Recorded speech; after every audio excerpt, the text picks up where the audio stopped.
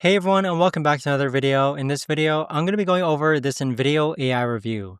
So this video is going to be useful for individuals who are deciding whether or not to use InVideo AI for creating videos. And so I've been using it for about 8 months now, and I must say it's definitely one of the most impressive AI video creation tools out there.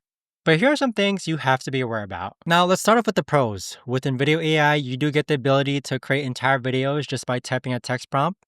Plus, it automatically adds stock footage, voiceovers, and music, and it even generates scripts for you, which saves a ton of time.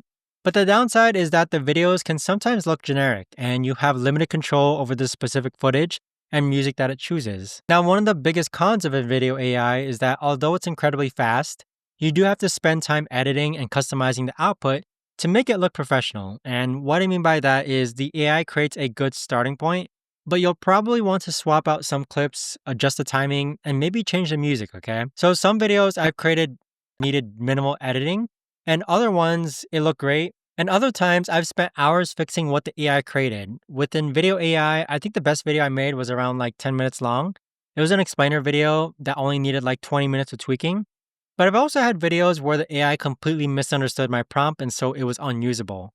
Other things within video AI that I didn't like or don't like currently is that their voice cloning feature isn't as good as dedicated voice AI tools, and sometimes the stock footage doesn't quite match with what you're talking about.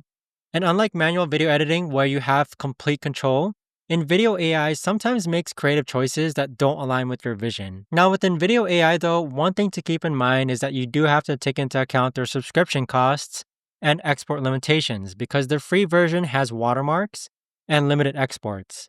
So if you're planning to use this professionally, you'll need to upgrade to remove branding and get higher quality exports. Now within video AI, there can be some inconsistency in video quality depending on how well you write your prompts.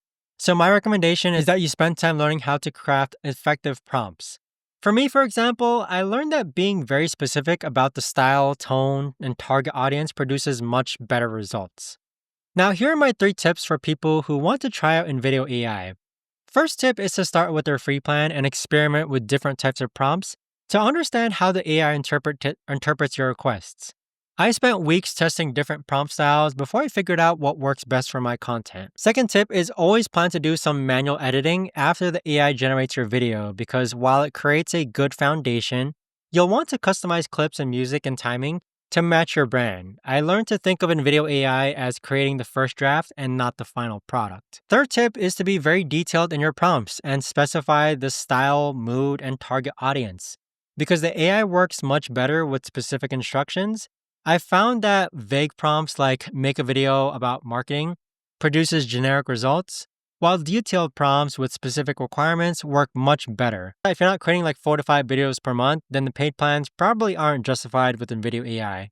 But with InVideo AI though, I'd say it's been a really valuable tool for speeding up my video creation process, especially for social media content and quick explainer video. InVideo AI customer support is pretty decent when you run into any technical issues, though sometimes the AI limitations can't be solved by support. So with that being said, if you're considering InVideo AI, I'd say just try it out. I have a link in the description down below for you to try it out, but be prepared to do some editing work and learn how to write effective prompts.